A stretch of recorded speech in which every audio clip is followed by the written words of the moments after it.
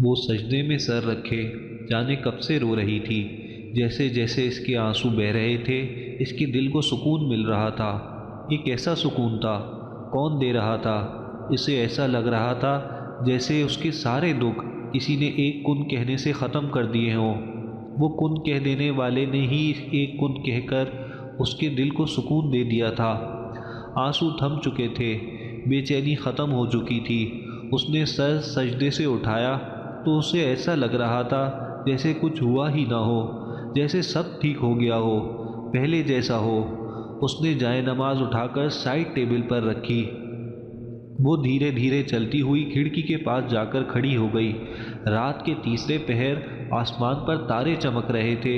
اس نے ادھر ادھر سر گھما کر چاند کو تلاش کیا جو آسمان کی ایک طرف جگمگا رہا تھا۔ وہ بے سدھ ہو کر چاند کو دیکھنے لگی۔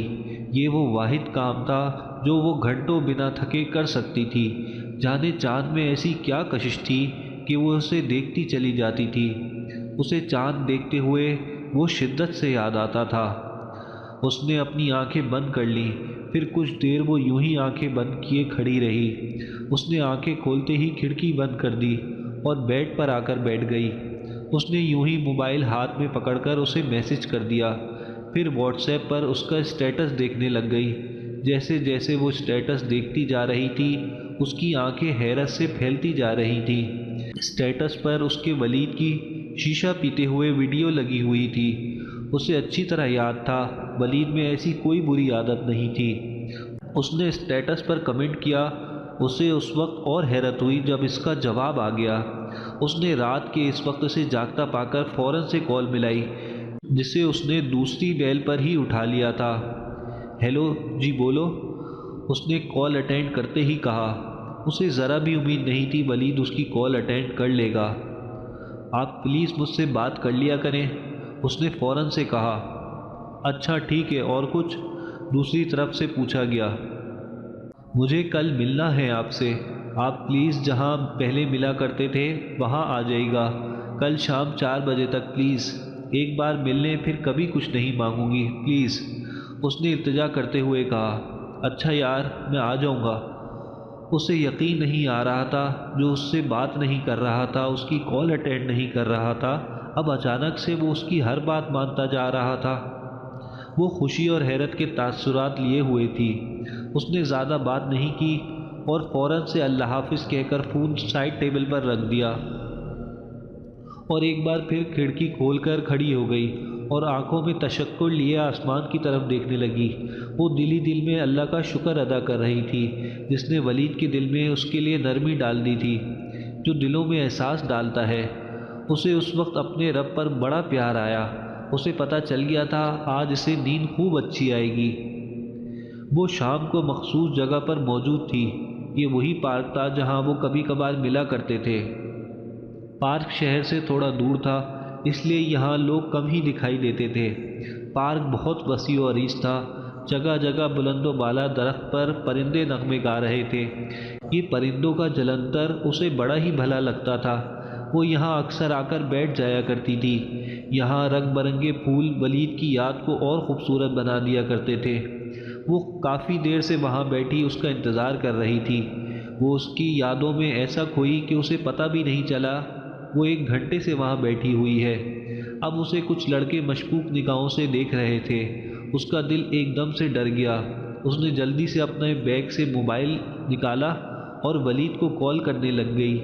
ابھی اس نے کان سے موبائل لگایا ہی تھا کہ سامنے سے ولید آتا دکھائی دیا۔ وہ دھیرے دھیرے چلتا اس کے پاس پہنچا اور خاموشی سے بیٹھ گیا۔ وہ ان لڑکوں کو دیکھ رہی تھی جو ولید کے آنے پر وہاں سے جا رہے تھے۔ اس نے دل ہی دل میں شکر ادا کیا اور ولید کی طرف دیکھ کر مسکرانے لگ گئی۔ ولید بھی اس کی طرف دیکھ کر مسکرا دیا۔ دونوں کو دیکھ کر لگ ہی نہیں رہا تھا کہ وہ اتنا ناراض تھے۔ ولید کو مسکراتا دیکھ کر اس کی آنکھوں میں آنسو آ گئے اور اس نے دل میں کہا بے شک دعائیں قبول ہوتی ہیں۔ رو کیوں رہی ہو؟ ولید نے پوچھا۔ ارے کچھ نہیں، بس ایسے ہی، شیزہ نے آنسو صاف کرتے ہوئے مسکرا کر کہا۔ مجھے آپ سے کچھ بات کرنی ہے۔ وہ جس لڑکی کے لیے آپ گھر پر جھگڑا کرتے ہیں، آپ کر لیں اس سے شادی۔ آپ کہتے ہیں تو میں آپ کی ماما سے بات کرتی ہوں۔ اس نے ہمت کرتے ہوئے ایک سانس میں سب کچھ کہہ دیا۔ اچھا، کون سی لڑکی بتاؤ گی؟ ولید نے اس کی طرف دیکھتے ہوئے کہا، جو نظریں جھکائے اپنی انگلیوں کے ساتھ کھیل رہی تھی۔ کچھ دیر وہ اسے دیکھتا رہا، وہ بغیر جواب دیے انگلیوں سے کھیلتی رہی۔ بولو، کون سی لڑکی؟ ولید نے اس کی طرف دیکھتے ہوئے کہا۔ مجھے کیا پتا، اس نے یوں ہی سر جھکائے ہوئے کہا۔ اچھا ادھر دیکھو میری طرف۔ وہ اس کی طرف دیکھنے لگی۔ وہ لڑکی تم تھی۔ میں کسی اور کے لیے نہیں، تمہارے لیے جھگڑا کر رہا ہوں۔ یہ بات صرف ماما کو پتہ تھی، اس لیے تمہیں غلط فہمی ہو گئی۔ میں بتانا نہیں چاہتا تھا، میں نہیں چاہتا تھا کہ تمہیں یہ بات پتہ چلے، مگر تم بہت بے وقوف ہو۔ کوئی کچھ بھی کہتا ہے یقین کر لیتی ہو، تمہیں مجھ پر یقین کیوں نہیں؟ اس نے اس کی آنکھوں میں دیکھتے ہوئے کہا۔ شیزا کو بس حیرانی ہو رہی تھی۔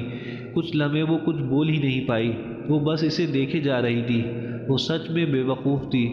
اس نے اسے کچھ بھی نہیں پوچھا تھا، بس غصے میں اسے باتیں سنا دی تھیں۔